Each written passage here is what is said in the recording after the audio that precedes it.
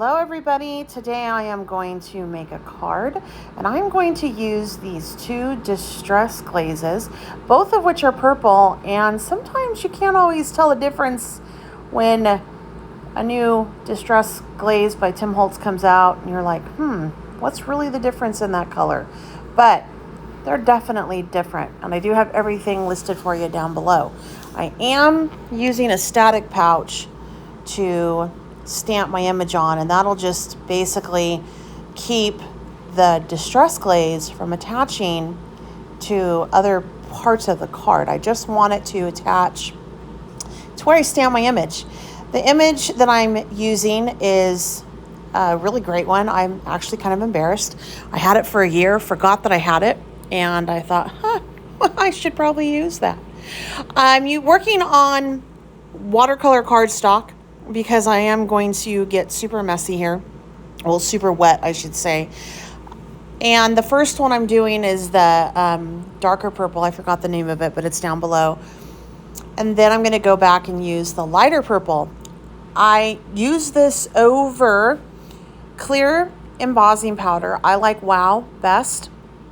There's a couple different ones you can use, but I just like how the pad on this always seems to stay consistently at the right moisture level. The reason why I'm not doing this over any color is because distress glaze, unlike a distress powder or an embossing powder, it literally glazes the substrate so you can see through it. It's like, think about like when you glaze a cake, how you can see the glaze, but you also can see the color of the cake under it. That's what this does. Whereas an embossing powder will cover up anything that it's over. So for this one, I really wanted you to be able to tell the difference in the colors, and that's why I did it on white over clear. Embossing, I can't talk. The clear embossing, the embossing glaze I did over clear pigment.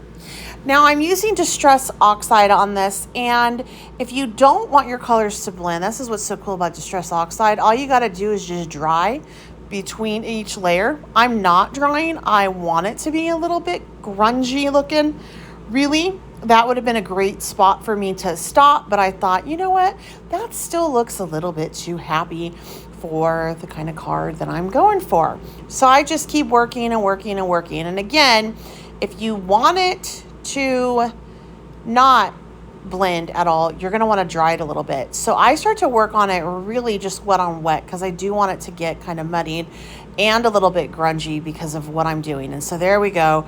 It's starting to get a little bit grungy under there because some of that is still wet, though you can still tell the color's integrity are still in play at that point. Now I'm going in with some of this black, and now I'm really going to grunge it up. The reason why I emboss first on this with the embossing glaze is because I can actually rub off the excess the excess ink, and it'll resist. So the embossing glaze kind of works as a resist on it. So that's another benefit to doing this first. And really, I'm just sitting here and playing and playing and playing. I don't really have a method or a reason. I like that drip at this point is what I'm noticing. So I'm like, I think I like the drip. Let me see if I can't create some more drips. So I work on some more drips on this.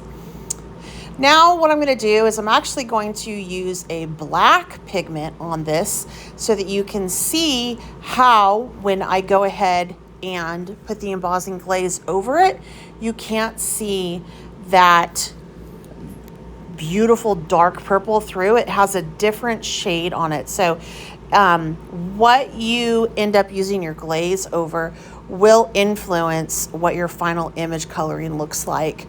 So just keep that in mind. I like that about this this medium. I think it's really cool. I like that you can play with it.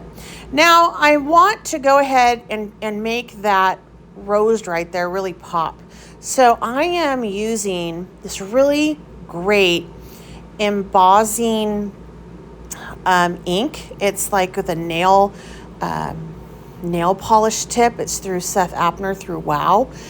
and I'm just dabbing on the areas that I want my glaze to be. And the reason why I like doing this technique is because you can color with the glaze, and again, it's not going to cover up any of the lines.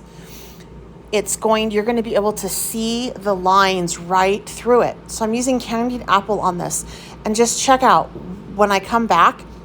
Check it out. Look at that. So you can see all the lines through there. The details are still there. Then I'm going over, just smearing that around. I'm going to spray it down and then wipe it off.